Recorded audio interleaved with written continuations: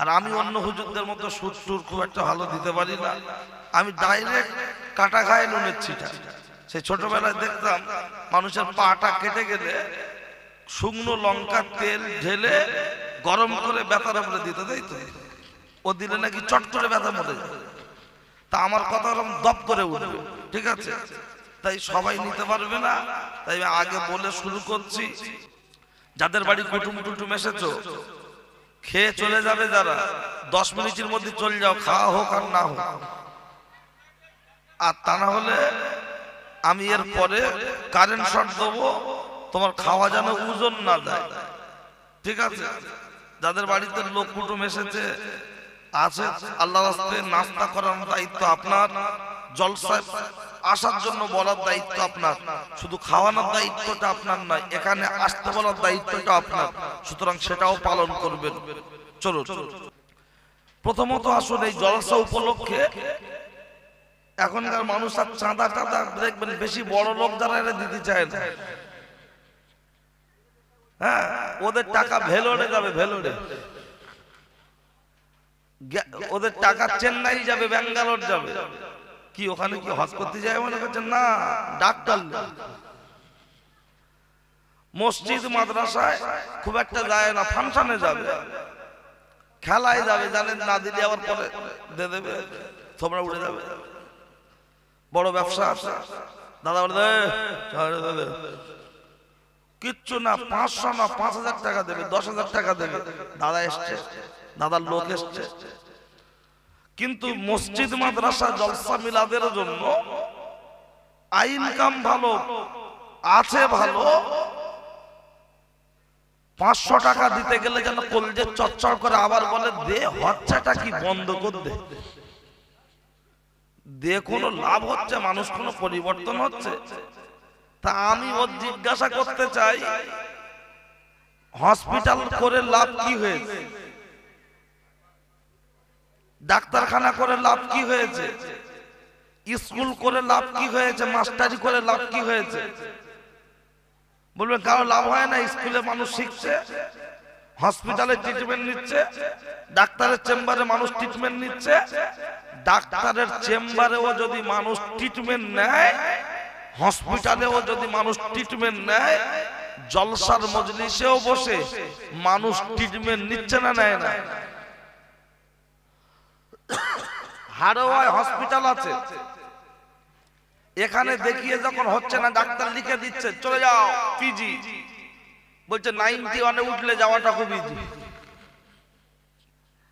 চলে যাচ্ছে, কলকাতা থেকে ট্রান্সফার করছে অন্য জায়গায়। তাহলে হসপিটাল যদি সমাজে প্রয়োজন থাকে, 2025 সালেও দাঁড়িয়ে জলসা মিলাদের প্রয়োজন আছে। বলবেন প্রমাণ দেন, চলুন প্রমাণটা নেন। প্রমাণ দেওয়ার জন্য একদম বাস্তবের সাথে হাদিস ও কোরআনকে সামনে রেখে একটু মিলিয়ে দিচ্ছি, দেখে নেন। কারণ যারা বুঝেও বোঝে না, তারা সহজে বুঝবে না, মানে না বোঝার ভান করে থাকে, ওই জন্য তারা শুনবে না। বর্তমান সমাজ ব্যবস্থায় চলছে চাই না, সে তো আমাদের চায় না, আমরা তাকে ছাড়ি না, পকেটে ছাড়া রাখি না, তাকে ছাড়া বাঁচি না, যার নাম হলো মোবাইল ফোন। এই যে কি জিনিস, মুসলমানের ইমানটা করে দিচ্ছে ফিনিশ, শেষ। যদি বলেন কেমন,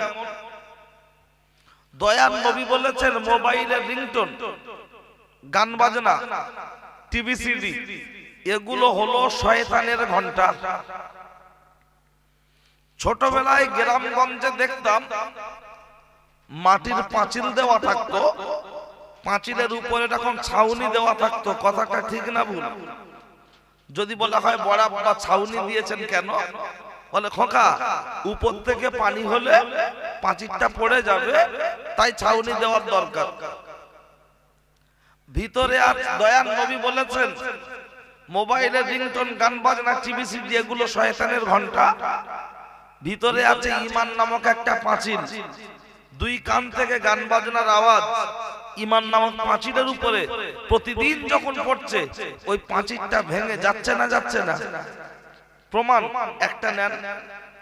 এই যে মুরব্বী যারা বসে আছে, যাদের চুল দাড়ি পেকেছে, বড় বড় বয়স, বাপের বয়স, দাদুর বয়স, জিজ্ঞাসা করুন ছেলে মেয়ে কটা? বলবে বাবা 4টে ছেলে 3টে মেয়ে, তার মানে 7টা। বড় আব্বা বলবে 7টা। বড় আব্বার আব্বা মানে দাদু জিজ্ঞাসা করে, দাদু ছেলে মেয়ে কটা? বলে বাবা মোটা 11টা, আছে 9টা। তার মানে ছোটবেলায় মরে গেছে 2টো, 9টা। এই 9টা, 5টা, 7টা, আমার বাপের 7টা, আমার দাদুর 10টা, আর একটু হলে ফুটবল টিম। তো সেই সময় মানুষের এত অভাব ছিল, পাকা রাস্তা ছিল না, কারেন্ট ছিল না, বাড়িতে বাড়িতে মোটরসাইকেল ছিল না। আপনার আমাদের মায়েদের 6টা 8টা করে শাড়ি, 5টা করে শাড়ি সারা বছরে কিনে দিতে পারতেন না আমার বাপ চাচারা। এমনকি 3 বেলা পেট ভরেও মানুষ ভাত ঠিক মন মতো করে খেতে পারতেন না, অভাবের কারণে। কথা ঠিক কিনা? সেই সময় 7টা বাচ্চা জন্ম দিয়েছেন আমার মা, গর্ভে ধারণ করেছেন। একটা একটা বাচ্চা মায়ের পেট থেকে হয়েছে 4 কেজি ওজন, পুরো বুলেটের মতো চেহারা।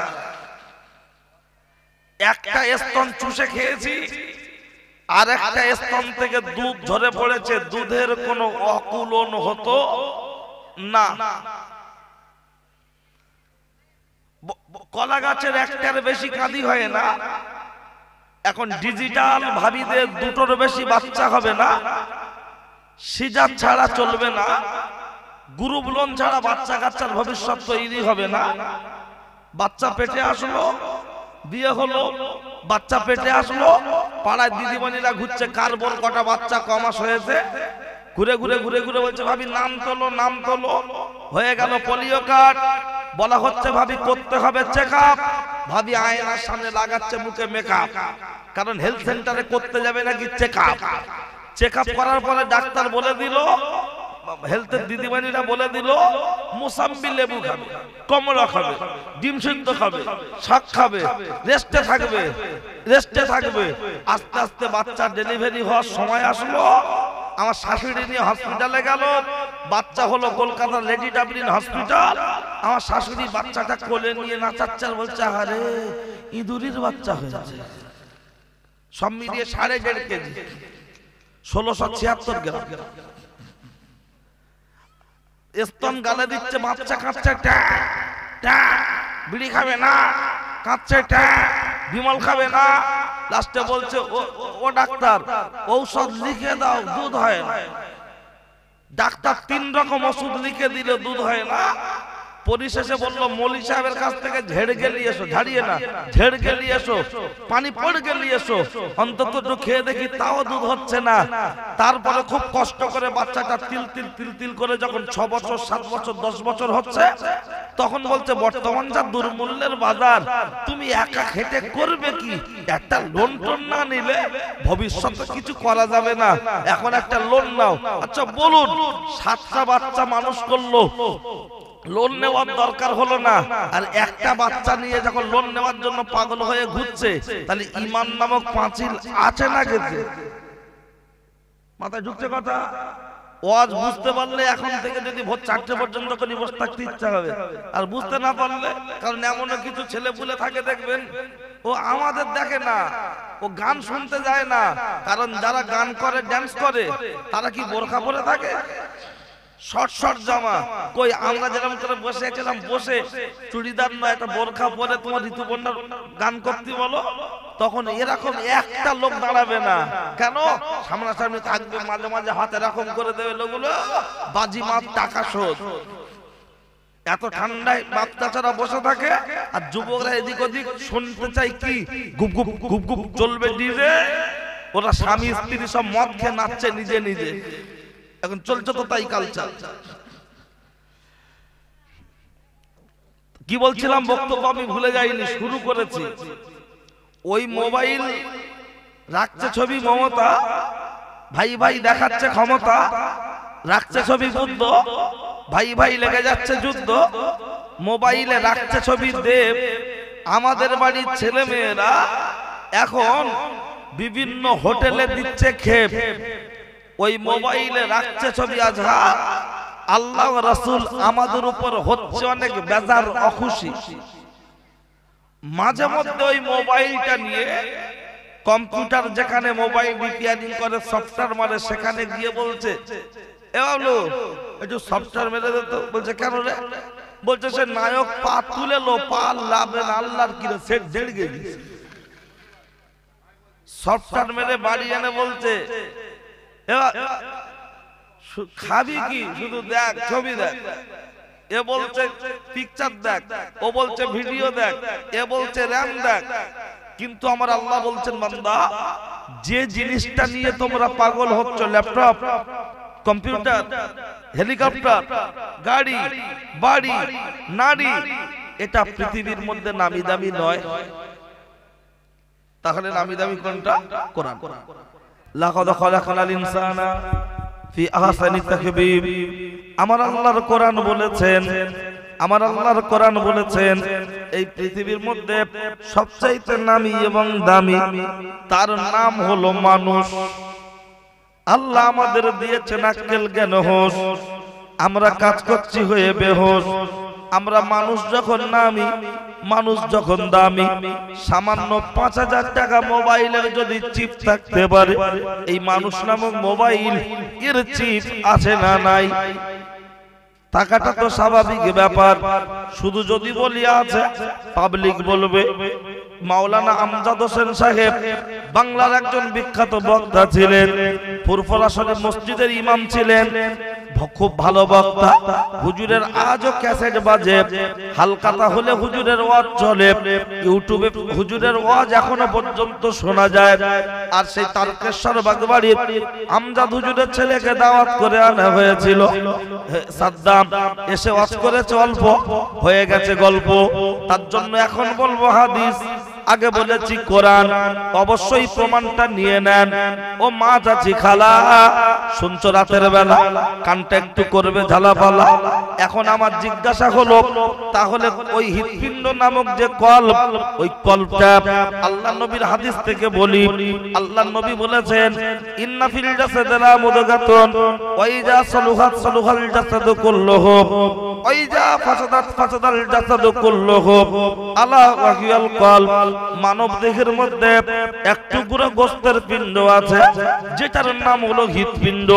আমাদের আছে না নাই? ওইটার নাম হলো কলব, ওইটার নাম মেমোরি কার্ড, ওইটার নাম হলো চিপ। ওইটা যার হবে কালো, তার তামাম জীবনটা বরবাদ হয়ে গেল। ওইটা যার হবে কালো, জলসার দিনে রাস্তায় রাস্তায় আড্ডা দেবে বলো। ওইটা যার হবে কালো, জলসার দিনে কুটুম বাড়ি গিলে শুয়ে পড়বে বলো। ওইটা যার হবে সাদা, ওইটা যার হবে সাদা, কুটুম বাড়ি শুয়ে থাকলে বিবেক দেবে বাধা। ওইটা যার হবে সাদা, রাস্তায় রাস্তায় আড্ডা দিলে বিবেক দেবে বাধা। ওইটা যার হবে ভরসা, দিনের মজলিসে বসলে পাবে অনেক ভরসা। ভরসা পেতে পেতে এমন একটা জায়গা তৈরি হবে আমার আল্লাহর তরফ থেকে, ওই বান্দার কপালে লিখে দেয়া হবে, দিস ইজ এ সুপারম্যান। তুমি হলে আল্লাহর মাহবুব বান্দা, তুমি হলে আল্লাহর ওলি বান্দা। এখন আমার জিজ্ঞাসা হলো, গাড়ি খারাপ হলে গ্যারেজে পাঠাতে হয়, জামা ময়লা হলে লন্ড্রিতে দিয়ে ধোলাই করতে হয়, অথবা সার্ফে ডুবিয়ে নিজেকে কাচতে হয়। আমাদের সর্দি কাশি হলে, ডায়রিয়া কলেরা হলে হসপিটাল ডাক্তারখানা ট্রিটমেন্ট করতে হয়। আমাদের এই কল্প, আপনি হৃৎপিণ্ড নামক যে কল্প, এর যে রোগগুলো আছে, পৃথিবীর কোন হসপিটালে এই রোগের ট্রিটমেন্ট করবে? যারা বলছে জলসা দেওয়ার দরকার নাই, ওরে বাপের বেটা, কপাল ফাটা, মাথা মোটা, হতভাগা, নাদান, তোমার কাছ থেকে আমার জানতে মন চায়।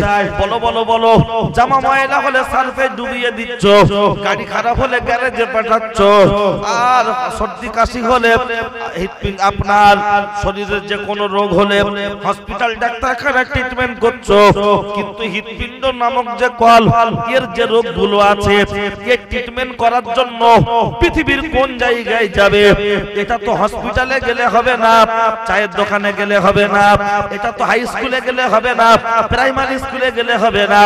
এই ট্রিটমেন্ট নেওয়ার জন্য, এই ট্রিটমেন্ট ট্রিটমেন্ট নেওয়ার জন্য আমি আপনার ঠিকানা বলে দেব এবং আমি আপনার রোগ বলে দেব, ঔষধ লিখে দেব।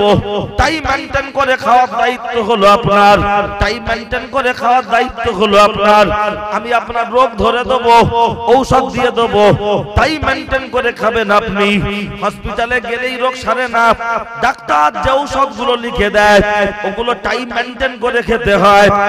গ্যাসের ট্যাবলেটটা হলো খালি পেটে, অর্থাৎ খাওয়ার 10-15 মিনিট আগে 20 মিনিট আগে খাওয়ার দরকার। আর যেগুলো অ্যান্টিবায়োটিক থাকে ওটা হলো খাবার পরে খেতে হয়, ভিটামিনটা খাবার পরে খেতে হয়। ও ছেলেরা, ও নওজোয়ান যুবকেরা, আমি ওই রকম গ্যাসের ট্যাবলেট, ভিটামিন, অ্যান্টিবায়োটিক এমন কিছু ট্যাবলেট দেওয়ার ব্যবস্থা করব। টাইম মেইনটেইন করে আপনি যদি খেতে পারেন আপনার জীবন পরিবর্তন হবে ইনশাআল্লাহ। যারা বলছে জলসা দিয়ে লাভ কি হচ্ছে, ওদের দেখার মতো চোখ নেই, ওদের দেখার মতো চোখ নেই। আমি অহংকার করছি না, আল্লাহর লাখো শুকরিয়া। প্রায় জলসা থেকে রিপোর্ট চলে আসে। আজকে যদি আল্লাহ রাজি থাকে এখান থেকে আপনি পরিবর্তনটা দেখতে পাবেন। একটু সময় অপেক্ষা করতে থাকুন। ও ছেলেরা, ও নওজোয়ান যুবকেরা, এখন তাহলে হৃৎপিণ্ড নামক যে কল, এই যে মেমোরি, এর রোগগুলো কি কি? অনেকগুলো রোগের মধ্যে একটি রোগ হলো যেটা আমার আল্লাহর কোরআন বললেন, সেটা আমার আল্লাহর কোরআন জানিয়ে দিয়েছে, লা তুশরিকু বিহি শাইআও ওয়া বিল ওয়ালিদাইনি ইহসানা। তোমরা আল্লাহর সাথে কাউকে শরীক করো না, বাপ মার সাথে অসৎ আচরণ করো না। দুঃখের সাথে বলতে হয় আপনাদের বাড়ির কাছাকাছি হাড়োয়া বাজার, হাড়োয়া বাজার, ওই বাজারের উপরে আছে দরগা, কেউ বলে মাজার, কেউ বলে দরগা। বৃহস্পতিবার দিন গত রাতে যদি যাওয়া যায়, গাঁজার গন্ধই যেন হাগাটা খাওয়ার সম্ভাবনা থেকে যায়। কথা ঠিক না ভুল? কেন, হুজুর কি গাঁজা খেতে পছন্দ করতেন? নাউজুবিল্লাহ। তাহলে হুজুরের মাজারকে কেন্দ্র করে আমি কোন একটা সপ্তাহ রাত্রে জলসা করে ফেরার পথে বৃহস্পতিবার রাত, দিনগত শুক্রবারের রাত একটু যাব বললাম। আমাকে, আমার সঙ্গে একজন ছিল, সে বলল ভাইজান চলেন, নিয়ে যাচ্ছি, তবে দাঁড়াতে পারবেন? আল্লাহর ওলির মাজারে যাও, দাঁড়াতে না পারার কি আছে? জেনতে নাচে নাকি? বললো না না চলেন না। ও আল্লাহ, গিয়ে দেখছি এখানে এক গ্রুপ, ওখানে এক গ্রুপ, সেখানে এক গ্রুপ, এখানে এক গ্রুপ, কিছু মহিলা রয়েছে, ওরা এসে দেখছি শুয়ে রয়েছে। আর কি কন্ডিশন, গাঁজার যে গন্ধ, ভালো করে চেপে বাঁধার পরেও রক্ষা হলো না। কোন রকম করে শটে, একটু দোয়া শুরু যখন হয়েছে, শট করে দিয়ে বেরিয়ে আসতে হলো। মুসলমানদের বাড়ির কিছু মহিলা সেখানে গিয়ে মান্নত করছে, হাজত করছে। তাদের স্বামীগুলো কি হিজড়া? বাচ্চা দেওয়ার মালিক তো আল্লাহ, কোন পীর বাবা নয়। তাহলে সেখানে গিয়ে মান্নত করছো, হাজত করছো, রাত থাকার প্রয়োজন কি আছে? শিরক। এই আপনাদের এই সমস্ত এলাকা থেকে, আপনাদের মানে এই বিভিন্ন এলাকা থেকে দেখেছি, আজমির ওই রকম গাড়ি পুরো লোড হয়ে বাস দাঁড়িয়ে থাকে রাস্তায়, লোক কুটুম দাওয়াত করে খেপকে টেপকে দে দোয়া করে চলে যাচ্ছে, মনে হয় যেন ও যুদ্ধের ময়দানে যাচ্ছে, জীবনে ফিরবে না। কি দেখা যায় না? আমি গ্রামের নাম ধরে বলতে পারি যে এমনও গ্রাম আছে প্রতি বছর 10 জন 15 জন 20 জন করে যায়, আর কুটুম আত্মীয় স্বজন দাওয়াত করে দেখ সব গাড়ি তুলছে, কাঁদছে, যাও আল্লাহ। অথচ ও 5 ওয়াক্ত নামাজ টাইম মতো পড়ে না, বাপের ভাত দেয় না, মায়ের ভাত দেয় না। এরকম এই খাওয়ানোর জন্য শ্বশুর বাড়ি ভাইরা ভাই সবার দাওয়াত করে খাওয়াচ্ছে, অথচ নিজের বোন বোনাইকে দাওয়াত করে না। এরকম বাড়ি আছে না নাই? শুধু আজমির শরীফ যাওয়া পারি না, আজকে এই যে জলসা হচ্ছে, কিছু বাড়ি আছে দেখবেন চেয়ার টেবিল, চেয়ার টেবিল দুটো টাকা হয়েছে না, ওর নিচে পাছা বসে না, ও নিচে আর পাছা বসে না, চেয়ার টেবিলে খাওয়াতে হবে। চেয়ার টেবিলে গোশ কষে, সেই বিকাল থেকে শুধু গোশ কষার বিভিন্ন রকম শুধু আইটেম চলছে, ফোন করে বলতে চলে আয়, দুটো মেরে দে চলে যা। আর কিছু কুটুম আছে এত ছোট লোক, ওরাও যেন মনে হয় বাপের কালে খায়, কারণ জলসার দিনে যারা এসে কুটুম বাড়িতে খেয়ে খাট বিছানা দখল করে ছাড়তে চাইছে না, ওদের কি মানবতা নেই? ওদের কি কানে পর্দাটা নেই? চোখে কি লজ্জা নেই? শরম নেই? বলেছে কোন উদ্দেশ্যে জলসার দিন তোমার যদি গতরে বাজ পড়ে, কলেরা হয়, তুমি আজকের দিনে এখানে কেন হারোয়া হসপিটালে যাও, জিরানগাছা হসপিটালে যাও, মিনাখা হসপিটালে যাও, এখানে এসে জম্মের খাওয়া খেয়ে শোয়া দিচ্ছি, অপেক্ষা করে। এটা ফার্স্ট ডোজ চলছে। আর বাড়িওয়ালা এও তো ওর বাড়ি যেদিন জলসা হয় ওর গ্রামে সেদিন ওকে খেয়ে শোয়। কি অসুবিধা আছে নাকি? কোনো চাপ নেই, আমি হাজাম। বাচ্চা যতই কাঁদুক ধরে রাখার দায়িত্ব আপনার। বাচ্চা যতই কাঁদুক ধরে রাখার দায়িত্ব আপনার। আমাকেও দাওয়াত করেছেন, তাকেও দাওয়াত করেছেন। আমাকে দাওয়াত করে বলছেন কেন হুজুর 10টা, হুজুর 10টা, হুজুর 10টা, হুজুর 10টা, চলো। আর তাকে দাওয়াত করেছেন, তার বেলা কোনো কাণ্ডজ্ঞান নেই। আমিও দাওয়াতি, সেও দাওয়াতি। তাকে আপনার বলার দায়িত্ব নেই যে আমি নাস্তা করেছি, মেহমানদারি করেছি, আমি আমার দায়িত্ব পালন করেছি। ভাই অন্তত জলসার দিকে একটু যাও, মান সম্মান। হ্যাঁ, পচা কাঁঠাল মুচি খরিদ্দার। হ্যাঁ, যেমন শালি তেমন জেরসে। হ্যাঁ, যেমন ভাইরা ভাই তেমন ভাইরা ভাই, যেমন জামাই তেমন শ্বশুর। দিচ্ছি আর একটু ওটা হজম করুক, অন্তত একটু ঢেকুর তুলে নিয়ে যেন বদ হজম না হয়। ফার্স্ট ডোজ তো আর তো আমার জীবনে দাওয়াত করবেন এই জলসাটায় নাকি আমি এই জলসার যে বছর শুরু হয় প্রথম, সেই বছর নাকি আমাকে এরা নিয়ে এসেছিল অনেক বছর আগে। আমার জলসা তখন শুরু হতে একদম নতুন, ছেলেরা বলছিল শুনলাম। আবার অনেক বছর পরে আল্লাহ সুযোগ করিয়ে দিয়েছে। তবে আজকে দু চাষ দিয়ে উঠবো। মাঝে মাঝে জমি দু চাষ দিতে হয় না? মাটি ভালো হবে, মাটি ভালো হলে চাষ ভালো হবে, চাষ ভালো হলে ফসল ভালো হবে। তো এরকম দু চাষ দেবো, তাতে যা আছে কপালে হয়ে যাবে সকালে ছেঁড়া কাটা বগল। হ্যাঁ, এমপি এমএলএ মন্ত্রী মিনিস্টারদের কথার দাম আছে, মসজিদের ইমাম মঞ্চের বক্তা আলেম ওলামা তাদের কথার দাম নেই, তাদের গুরুত্ব নেই। হ্যাঁ, তারা কি ফুটবলের প্লেয়ার নাকি? চলেন সবাই মিলে একটু আল্লাহর নামে ধ্বনি দেব। অন্তত আমরা বসে আছি, ওরা বুঝুক। মূলক মনে মনে করছে কেউ নেই, অন্তত ওরা বুঝে যাক তোর বোনাইরা সবাই কেন আছে। সবাই মিলে একটু আল্লাহর নাম নেব। নারাই তাকবীর। প্রথম রাউন্ড যদি এমন হয়, সেমিফাইনাল একটু ভালো হবে তো। তাবারকে কি গোশত নেই? আছে তো।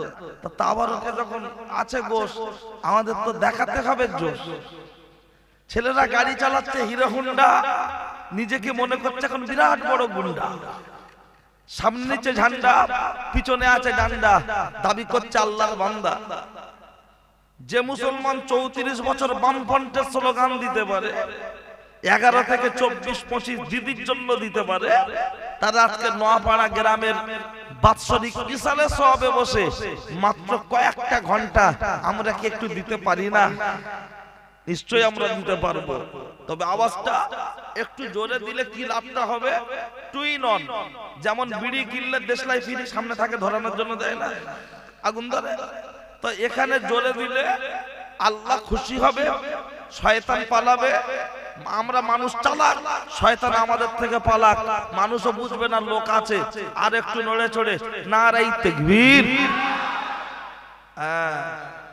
আওয়াজ এই পর্যন্ত থাক। ঠিক 15-20 মিনিট পরে আর একটা ঝাপটা দেবো। এটা প্রথম রাউন্ড দিয়েছি তো, যদি মান সম্মান থাকে চলে আসবে। ওই জন্য হালকা পাওয়া না এসে আর যাবে কোথায় বলে।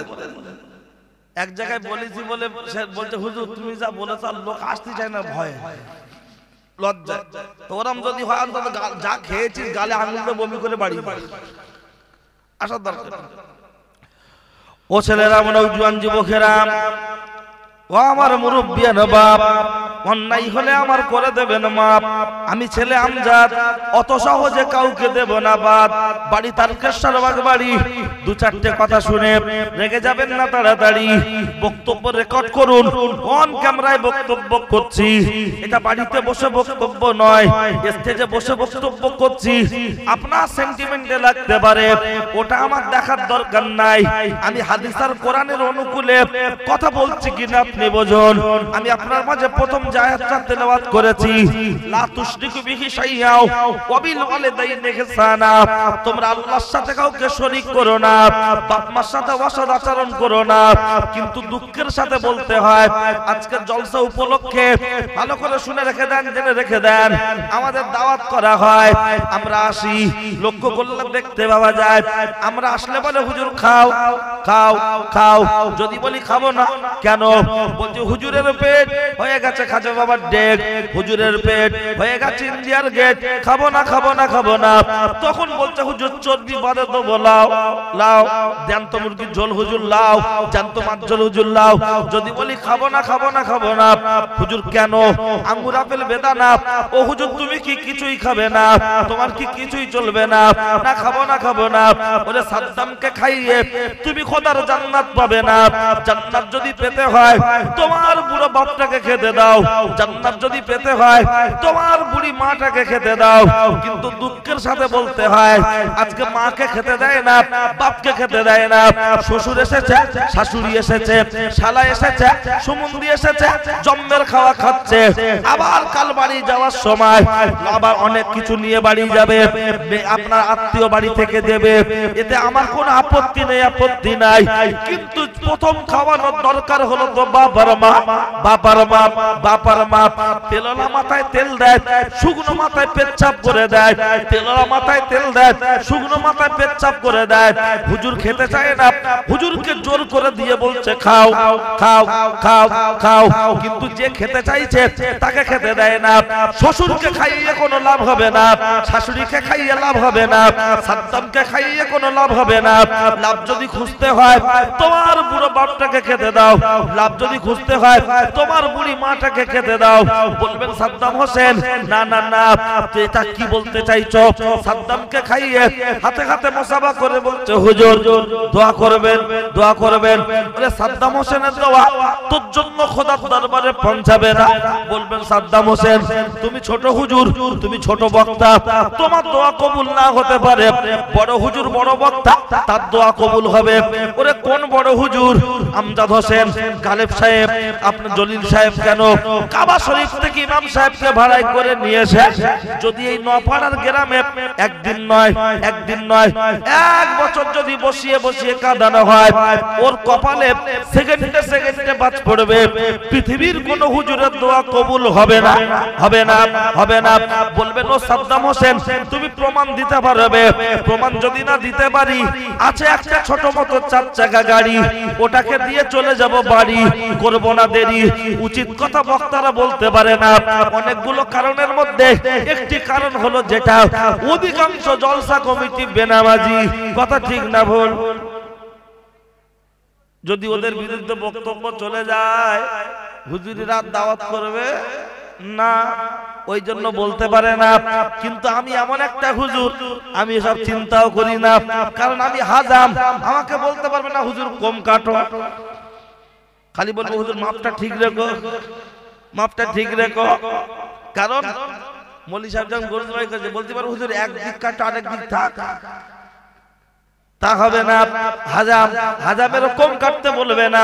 মেম্বারের ছেলে হোক আর প্রধানের ছেলে হোক, এমপি হোক আর এমএলএ হোক, মৌলী সাহেবের ছেলে হোক আর সাধারণ বাড়ির ছেলে হোক, যা কাটার দরকার তাই। কারণ মুসলমানি হয় বাচ্চার, আনন্দ করে সবাই, টেনশনে থাকে কে? যার যে মুসলমানি হবে তার, সবাই আনন্দ করছে, এদিকে খা। আর যেই বলছে এবু ডাক্তার এসে, তখন ওর মা বলছে কচি কোথায়? বলছে ওখানে। বলে ওর রেডি কর। কচি এবারে কাঁপছে, ওর নানা গায়ে মাথা হাত বুলাচ্ছে, মানে কুরবানির গরু হাত বুলাচ্ছে। কি হলো ভাই কাঁদছি কেন? বলছে আমার ভয়, বলছে একটুখানি কাটবে ভয় করে। যেই হাজাম ব্যাগ ট্যাগ গুলো মাল করছে, বাচ্চাটা এদিক ওদিক দেখছে, দেখে মার। নানা বলছে দাঁড়া, দাদু বলছে দাঁড়া, বাচ্চাটা খানিকটা দূরকে উল্টে পড়ে গেছে। ওর নানা গায়ে ধুলো ঝাড়ছাড় বলছে বলছি লাগবে না, শুধু দৌড়াচ্ছি, লাগলো তো পড়ে গিয়ে। বলছে না, তবে আমার না কেটে তোর কাটুক। বলছে দুঃসালা, তাই আবার হয়? কেন হবে না? কেন হবে না? মোচরমানি দেওয়া ফরজ নয়, সুন্নত। আমরা নবীর উম্মত, দেখাতে হচ্ছে হিম্মত। বাচ্চাটা যখন ভয় করছে, ওকে এমন করে ধরে হাত পা দুমড়ে নিয়ে আসছে, ও কি মনে হচ্ছে যেন, মনে হয় যেন ভাঙড়ের বিখ্যাত কসাই, ঠিক কিনা? তখন ওর মামা কি ওর চাচা ওর আব্বা মনে হয়, তখন মনে হচ্ছে কসাই। হাত পা চেপে ধরে বলছে কেটে দাও, কেটে দাও। এই কোথাও দিকে চা, কেউ চোখ চাপা ধরছে, কেউ বোঝাচ্ছে, কেউ মোচাচ্ছে। এবার বলুন, মোচরমানি দেওয়া ফরজ না সুন্নত, ওটাকে পালন করার জন্য যদি ঘোটা করতে হচ্ছে, আনন্দ করতে হচ্ছে, বিরিয়ানি খাওয়াতে হচ্ছে, গোশ কষা, খালু মামা ফুফু সবাই আসছে, আর বাচ্চাটা ভয় করলে চেপে ধরে মোচরমানি দেয়া হচ্ছে, আর আল্লাহর ফরজ হুকুম অমান্য করে ড্যাং ড্যাং ড্যাং ড্যাং করে যখন ঘুরবে, তাহলে লাফালাফি করবে, ওদেরকে চেপে ধরার দরকার আছে না নাই? কথা বোঝা যাচ্ছে তো? বুঝতে পারলে ঠিক আছে, আর বুঝতে না পারলে বলবে কি বললো, কি আর বাস্তবটা চাইছে। কারণ এখন আর ওয়াজ হয় না, এখন ওয়াজ হচ্ছে কেমন, বাবারা বাবারা কি বলবো নবীর দুঃখের কথা। কি দুঃখ আছে বল? লোক বলছে হুজুর পুরো ফেটকে দে, গলা সুর ওইরাম, আর গজল। যেসব বক্তারা গজল বলছে আলহামদুলিল্লাহ, গজল ভালো জিনিস, নাতে রাসূল হাম ভালো জিনিস, কিন্তু দেখবেন পুরো গানের সুরে গজল কিছু চলছে, চলছে না চলে না, ওটা তো হারাম। যুবকরা তো বোঝে, আমরা না গান বুঝি না। আমি কাল কদিন আগে আমার একটা ছেলেকে জিজ্ঞেস করছিলাম, একটা গজল চালিয়ে যে এটা গানের সুর কি, বলছে হুজুর পুরো গান। অথচ সে পীরজাদা, বক্তা, মৌলী সাহেব, মাওলানা বাজার গরম করার জন্য এমন করছে গানের সুরে গজল। আর যে ছেলেগুলো আগে পয়লা জানুয়ারি পিকনিক করতো, হ্যাঁ, ওই লক গেটের ওখানে গিয়ে গুপ গুপ গুপ গুপ গুপ গুপ চলতো ডিজে, আর বাপ বেটা মা মেয়ে সব নাচতো নিজে নিজে। ওরা দেখলো গ্রামের লোক সালা যখন বাধা দিচ্ছে, ফাংশন করতে দেবে না, পিকনিক করতে দেবে না, এমন একটা কাজ করবো, টুইন ওয়ান, গানও হবে, ওয়াজও হবে, সেরা মজুম দিয়া বলে। আর আমাদের মতো কিছু বক্তা আছে, জামা দেখলে মনে হবে পুরো ফেরেশতা, দাড়ি টুপি সব ঠিক আছে, কিন্তু ওই গানের সুর বলে মাতিয়ে তুলছে। মনে রাখবেন, যারা নবীর লাশ চুরি করতে এসেছিল, ওদেরও কিন্তু গায়ে জুব্বা ছিল, ওরাও নামাজ পড়ছিল, ওদেরও হাতে তসবিহ ছিল। সুতরাং কোন বক্তা, সে পীরজাদা হোক আর সাধারণ কোন বক্তা হোক, গানের সুরে যদি গজল বলে, স্টেজে ডাইরেক্ট বলুন বন্ধ করুন। কি বলছি বুঝতে পারছেন? বসিরহাট আল্লামা হুজুর লিখেছেন, কেউ যদি গানের সুরেও কোরআন তেলাওয়াত করে, সে বেঈমান হবে। গানের সুরে কোরআন তেলাওয়াত করলে যদি বেঈমান হয়, আর গানের সুরে গজল শোনালে কি হবে? তাদের টাকা দিয়ে ভাড়াই করে নিয়ে আসবো, সে বলবে নিরাপত্তার সাথে। আমার বয়স্ক বাচ্চা ছাড়া যারা গান টান বোঝে না, শোনে না, আলাদা কথা, কিন্তু যুবকরা তো বোঝে, ওরা তো বলবো দাদা এটা গানের সুর বলছে, তুমি একটু মানা করে দাও না, ওরা ভালো লাগছে। হ্যাঁ ঠিক আছে, চলেন কদিন পর হাড়োয়ার মেলা, ওদিকে একটু না গেলে হবে না। এখন বই মেলা, পরে তো আসল মেলা হবে। মেলা আমাদের ভাবিরা সেখানে গিয়ে খায় শুধু খেলা। ও কথা আসছি রাতের বেলা, ঠিক আছে চলেন, আগে এক একটা করে ক্লিয়ার করে যাই। কি বলছিলাম, বাপ মাকে আঘাত করে কাবা শরীফ থেকে ইমাম সাহেব ভাড়ায় করে নিয়ে আসলেও ওর জন্য দোয়া কবুল হবে না। প্রমাণ তো আমাকে দিতে হবে। অনেকে বলে হুজুর আমার আব্বার মুখে দাড়ি নাই, আমার আব্বা নামাজ পড়ে না। আমার মা যদি বেশ্যাবৃত্তি করে, আমার মা যদি বেশ্যাবৃত্তি করে, আমার বাপের মুখে দাড়ি থাক আর নাই থাক, ওই আব্বা ওই মা আল্লাহর কাছে দোয়া চাইলে কবুল, বদদোয়া করলে কবুল, এতে কোনো সন্দেহ নাই। তুমি হুজুরের মাজারের বাক্সয় টাকা দিচ্ছ, হাড়িতে টাকা দিচ্ছ, হুজুর জলসা এসছে, হাতে হাতে বসা করবেন, 100 টাকার নোট দিচ্ছ, 50 টাকা দিচ্ছ, 20 টাকা দিচ্ছ। কোন হুজুর কি বলেছে আমার সাথে মোসাফা করতে গেলে টাকা দাও? কিন্তু হুজুরকে দিচ্ছে কেন? খুশি হয়ে। জলকরের বড় মাছ দিচ্ছি হুজুরকে, হুজুর খাও। অথচ আজকের দিনে জলসা হচ্ছে তোমার বাপের হাতে, মায়ের হাতে 50টা করে টাকা, 100টা করে টাকা হাত খরচা দেওয়ার দরকার আছে না নাই? শালি এসেছে, তাকে বলছে কি ফুচকা খাবে? শালার বউ এসেছে, কি খাবে ভাবি? যেন মনে হয় এমনি না, জিবি ওর গালে দিলে ভালো হয়, তারপরে খুশি। শালির হাত খরচা দিচ্ছে, শালার বউয়ের হাত খরচা দিচ্ছে, বউকে দিচ্ছে।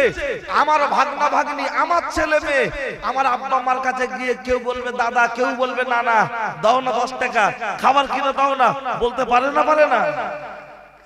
বাপের ইনকাম না থাকলে দেবে কোথা থেকে? তুমি ইনকাম করছো, তোমার আব্বার হাত খরচা দেবে না? তুমি হুজুরের হাতে মোসাফা করে টাকা দিচ্ছ, হুজুরের মাজারের বাক্সয় টাকা দিচ্ছ, কে বলেছে সেখানে দিতে? ও ছেলেরা, ও নওজোয়ান যুবকেরা, ও আমার মুমিন মুসলমানেরা, ও আমার নওজোয়ান যুবকেরা, আমি আপনার মাঝে রোগ উপস্থাপন করছি। এই একটা রোগের কথা পর্যন্ত বলেছি, আর একটুখানি শুধু আগিয়ে দেব, শুনে রেখে দেন, জেনে রেখে দেন। আমি আপনার মাঝে যে কথা বলছিলাম, এই বাপ মার সাথে খারাপ আচরণ করবে, বাপ মার সাথে খারাপ আচরণ করে ও আজমির শরীফ কেন, ফুরফুরা শরীফ কেন, ও পৃথিবীর যে জায়গায় চলে যাক, ওর কপালে শান্তি মিলবে না, বরঞ্চ সেকেন্ডে সেকেন্ডে বাজ পড়বে। পৃথিবীর কোন হুজুরের দোয়া কবুল হবে না, হবে না, হবে না। আমাকে তো হাদিস বলতে হবে, তা না হলে আবার বলবে গল্প করছে। কারণ যাদের গায়ে লাগবে চিটপিট চিটপিট করছে, ভিতরটা চুলকে চুলকে উঠছে, সে নারী হোক আর পুরুষ হোক, লক্ষ্য করলে দেখতে পাওয়া যায়।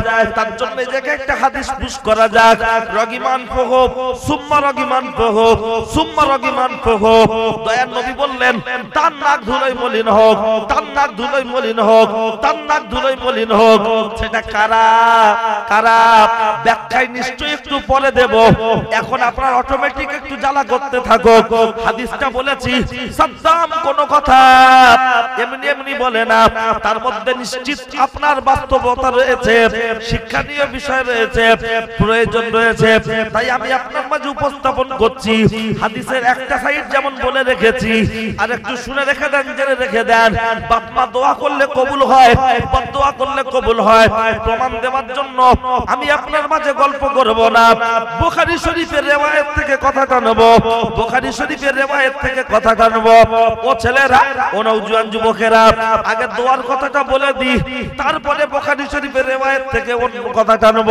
রাসূলুল্লাহ দাঁড়িয়ে রয়েছেন, একজন মহিলা এসে বলছেন, ইয়া রাসূলুল্লাহ, ইয়া হাবিবাল্লাহ, আমার স্বামীর মউতের জাকানদানি চলছে, মনে হয় সম্ভবত আল্লাহ ভালো জানে, কিন্তু তার প্রচন্ড কষ্ট হচ্ছে, মনে হয় সে বাঁচবে না। আল্লাহর নবী বললেন, ও মহিলা, মহিলা, তোমার শ্বশুর শাশুড়ি কেউ কি জীবিত আছে? মহিলা বললেন, ইয়া রাসূলুল্লাহ, আমার শ্বশুর হায়াতে বেঁচে নাই, তবে আমার শাশুড়ি বেঁচে আছে। আল্লাহর নবী বললেন, তোমার শাশুড়িকে ডেকে আনো। যখন ডেকে আনা হয়েছে, জিজ্ঞাসা করা হচ্ছে, ও মহিলা, মহিলা, ও বৃদ্ধা জননী, তোমার বাচ্চার আচার আচরণ ছিল কেমন? আল্লাহর নবীর কথা শুনে মা জননী বললেন, ইয়া রাসূলুল্লাহ, আমার বাচ্চার আচার আচরণ ছিল খুব ভালো। গ্রামে 10 জন দানশীল ব্যক্তির মধ্যে আমার ছেলে হলো একজন। আল্লাহর নবী বললেন, ও কথা জিজ্ঞাসা করি নাই, আমি ও কথা জিজ্ঞাসা করি নাই, তুমি মা তোমার সাথে কেমন আচরণ করত গো? তখন মা ডুকরে কেঁদে উঠে বলছে, গো ইয়া রাসূলুল্লাহ, ইয়া হাবিবাল্লাহ, আমার সাথে খুব জঘন্য ব্যবহার করত, আমার সাথে খুব খারাপ ব্যবহার করত। আল্লাহর নবী বললেন, ও বাবা লিপ, জলদি করে যাও না, চলি। ওই যে গাছ দেখতে পাচ্ছ, ওখান থেকে কিছু শুষ্ক কাঠ নিয়ে এসো। মা জননী জিজ্ঞাসা করছেন, ইয়া রাসূলুল্লাহ, কাঠ নিয়ে কি করবেন? বলছে, কাঠকে সাজিয়ে ধরে আগুন ধরিয়ে দেব, আগুন দাউ দাউ দাউ দাউ করে জ্বলবে, তোমার বাচ্চাকে আগুনে নিক্ষেপ করে দেব। মা ডুকরে কেঁদে উঠে বলছেন, ইয়া রাসূলুল্লাহ, ইয়া হাবিবাল্লাহ, আমি মা বাচ্চার জন্য জীবন দিতে রাজি আছি, কিন্তু আমার বাচ্চাকে আগুনে ফেলতে দেব না। একবার জোরে বলুন সুবহানাল্লাহ। রাসূলুল্লাহ মায়ের কথাকে লক্ষ্য করে আমার নবী চক্ষু মোবারক থেকে অশ্রু মোবারক গড়াচ্ছে। কেন? আমি বাপারা, আমি মাহারা। কে? নবী। মায়ের গর্ভে থাকা অবস্থা আব্বাকে হারিয়েছেন। আব্বার সমাধি স্থান দেখার জন্য মাকে বারবার বলতেন, আব্বাজির কবর দেখবো, আব্বাজিকে দেখবো, আব্বাজিকে দেখবো। মা আব্বা থেকে তো দেখাতে পারছে না, আব্বার কবরটাকে দেখিয়ে ফিরবেন। সেই সময় আম্মা ইন্তেকাল করেছেন। আমার নবী বাপারা, মাহারা, আমার নবী বুড়িমার কথাকে খেয়াল করে ভাবছে, আহারে ওরা বাপ মাকে হায়াতে পেল, তার সাথে এত জঘন্য ব্যবহার করছে। আমি এতিম মুহাম্মদ, বাপারা মুহাম্মদ, মাহারা মুহাম্মদ, আমি আমার আব্বা মাকে হায়াতে পাইনি, আরে এত খারাপ ব্যবহার করছে। মাকে লক্ষ্য করে বললেন, মা তোমার বাচ্চার জন্য একটা কাজ আছে, সেই কাজটা খুব কঠিন কাজ, তুমি কি পারবে? তখন মা জননী ডুগরে কেঁদে উঠে বললেন, ইয়া রাসূলুল্লাহ, বাচ্চার সুবিধার জন্য বাপ মায়ের কাছে কোনো কাজ মায়ের কাছে কঠিন হতে পারে না। প্রমাণ চলুন দুটো নিয়ে নেন, তারপরে আবার বলছি, কথা মনে রাখবেন, আমার দিকে খেয়াল করুন, অন্য মানুষ হবেন না। ছোটবেলায় দেখবেন সব বাচ্চাদের জামা পোশাক আশাক পরিয়ে দেয় আব্বা মা। তাহলে আব্বা মার বয়স তখন, মায়ের বয়স 25, বাপের বয়স 28। সাদ্দাম লাদেন তখন 2 বছর। রাস্তার মাঝখানে জুতো খুলে গেছে, আব্বা পরিয়ে দিচ্ছে। পায়খানা করেছি বিয়ে বাড়িতে, মা ভাত খেতে বসেছে, বড় খালার মেয়ের বিয়ে, হঠাৎ করে আমার গন্ডগোল শুরু হয়ে গেছে, ৩য় বিশ্বযুদ্ধ। ফেচাক করে ঝেড়ে দিল, পাশের লোক নাকে কাপড় পড়ছে, তোর বাচ্চা পায়খানা করেছে। বলছে, ওরকম বলিস না, শরীরটা ভালো। 8 মাস 9 মাসের বাচ্চা মায়ের কোলে পায়খানা করলো। মা ভাত বিরানি মাখাতে খেতে খেতে খেতে খেতে অর্ধেক রেখে দিয়ে ধুয়ে পরিষ্কার করে আবার এসে ভাত খেলো। সেই মা এখনকার সময় সেই ছেলে ধীরে ধীরে ধীরে ধীরে বড় হলো। রজনী, তুলসী, বিমল, মুসাফির, দিলবাগ, শান্তি ছিটচার গালে দিচ্চার বলছে, हम सब पोल्ट्री का बच्चा है, हमारा फादर मदर नहीं है। ও বুড়ো বুড়ির মুখ দেখবে না বলে বারান্দায় পাঁচিল দিয়ে ঘিরেছে। বুড়ির মুখ দেখবে না, বুড়োর মুখ দেখবে না। ওর বাড়ি, ওর শ্বশুর বাড়ি হলো সেই হিঙ্গলগঞ্জ বর্ডারের কাছে। ও শ্বশুর এসে 2 মাস 3 মাস করে থাকে, মনে হয় যেন এটা জামাই বাড়ি না, কলকাতার পিজি হসপিটাল। এখান থেকে কলকাতা ডাক্তার দেখাতে যায়। আর নিজের বাপ আর মাকে মাসে একদিন খবর নেওয়ার মতো ওর মন মানসিকতা থাকে না। এরকম কিছু বিলুতি হাইব্রিড মার্কা মুসলমান আছে না নাই? আজকের দিনে ওই ঈদের দিনে খাচ্ছে কেজি কেজি লাচ্চা, হলদিরামের খাচ্ছে লাচ্চা, নিজেকে প্রমাণ করছে বিরাট বড় সাচ্চা। লিখে রেখে দাও, ওর কপালে বাজ পড়ছে, আপনারা বুঝতে পারছেন না। বলবেন তাই? হ্যাঁ বলবেন, বাজ পড়বে, প্রমাণ দিতে পারবেন? আবারও বলছি, প্রমাণ না দিতে পারলে 4 চাকা গাড়িটাতে দিয়ে যাব। মনে আগুন ধরেছে কোথায়? আমেরিকায় আগুন জ্বলছে না? আমেরিকায় আগুন জ্বলছে। যদিও এসব বিষয় আমি খুব একটা আজকের বলার ইচ্ছা নেই, তারপরেও আগুনটা জ্বলছে। আগুন আজ 1 সপ্তাহ ধরে আগুন জ্বলছে। পৃথিবীতে এত আপনার যন্ত্রপাতি, এত আধুনিক, তারপরেও আল্লাহ ছাড় দেয়, আল্লাহ ছেড়ে দেন না। ফিলিস্তিনের উপরে জুলুম চলছে, অত্যাচার চলছে। তারা মদত জোগাচ্ছিল। আজকের যারাই মদত জোগাচ্ছিল তাদের অবস্থাটা একবার দেখুন। গতকালকের খবরে দেখছিলাম 51 বর্গ মাইল এলাকা জুড়ে 51 বর্গ মাইল এলাকা জুড়ে আগুন দাউ দাউ দাউ দাউ করে জ্বলছে।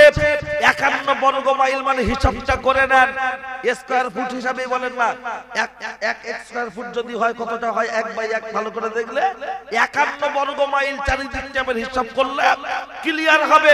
আগুন দাউ দাউ করে জ্বলছে, পাউডার ছড়াচ্ছে, হেলিকপ্টার থেকে বিমান থেকে বিভিন্ন ভাবে চেষ্টা করছে। আমেরিকার আগুন অত সহজে নিভছে না। ওখানেই তো সে ব্লু ফিল্ম তৈরি হতো, ওখানেই তো নেগেটিভ পিকচার গুলো তৈরি হয়, ওখান থেকে গোটা বিশ্বকে অশ্লীলতা ভরিয়ে দিচ্ছে, ওখানে নোংরামো হচ্ছে। তার চিত্র আমরা হারোয়ার জমিনে বসে বসে দেখতে পাই। কথা ঠিক কিনা? আর আজকে বলছে এটা ঈশ্বর আল্লাহর তরফ থেকে কিভাবে লেগেছে, না কুল কিনারা করতে পারছে না। এক সপ্তাহ আবহাওয়া দপ্তর আজকেকার আবহাওয়ার খবর অনুযায়ী শুনছি, বলছে আগুন নাকি আরো তীব্রতা বাড়ছে, আগুন আরো তীব্রতা বাড়ছে। আমার আল্লাহর কোরআন বলেছে মানুষ যখন পাপ করতে করতে সীমা লঙ্ঘন করে ফেলে, তখন আমার আল্লাহ কয়েকটা গজব দেন। তার মধ্যে একটি গজব হলো ঋতুর কোনো ঠিক ঠিকানা থাকে না। যে সময় বৃষ্টির দরকার তখন বৃষ্টি হয় না, যে সময় পানির দরকার তখন পানি হয় না। এখন সেরকম একটা সময় দেখা যায় না, যায় না। আজকে মাঘ মাসের 2 তারিখ, তুলনামূলক সেইভাবে শীত আছে বাবা। আমরা ছোটবেলায়, আমার বয়স এখন 32-33 বছর, ছোটবেলায় দেখেছি ঠান্ডা তো ঠান্ডা কি, আর এখন ঠান্ডার সময় যে সময়টা প্রয়োজন চাষবাস হাবি যাবি একটা মৌসুম, সেই সময় সেইটা হলে চাষবাস ভালো হয়, সব জিনিসটা সুবিধা হয়। কথা ঠিক কি না? গুড় সেরকম ভালো হচ্ছে নাকি, বলছে ঠান্ডা পড়ছে কেন? ব্রেক ফেল পাপ, ব্রেক ফেল পাপ। আরে আগে আইবুড়ো মেয়েরা পালাতো, এখন বাড়ির বউরা পালাচ্ছে না, তো ওটা কি ব্রেক ফেল না? পরে বিশ্লেষণ দিচ্ছি। আর ব্রেক ফেল পাপ দেখবেন, হ্যাঁ, জামাইয়ের সাথে শাশুড়ি পালাচ্ছে, হ্যাঁ, বোনের সাথে বোনাইয়ের সাথে শালি পালাচ্ছে। কটা রিপোর্ট নেবেন? দেখছেন না? 15 জন্য দেওর নন্দাই মিলে আপনার বাড়ির বউকে গলায় দড়ি দিয়ে ঝুলিয়ে দিচ্ছে, খবরে দেখা যায় না? টাকার জন্য, টাকার জন্য। কোরআন শরীফ আল্লাহ বলেছেন মানুষ সৃষ্টি জগতের শ্রেষ্ঠ। আবার আবার আল্লাহ কোরআন শরীফে বলেছেন মানুষ হলো চতুষ্পদ জন্তু, কুত্তার থেকে খারাপ। মায়েরা তোমরা শুরু থেকেই বলেছি এত কথা বলুন, আমি জানি মহিলা অনেক চাপ হয়েছে, বসার মতো সেরকম জায়গা অকুলন হতে পারে, তার জন্য চিল্লা চিল্লি নাই, বসো আমি দিচ্ছি একটু। আমি আগে এই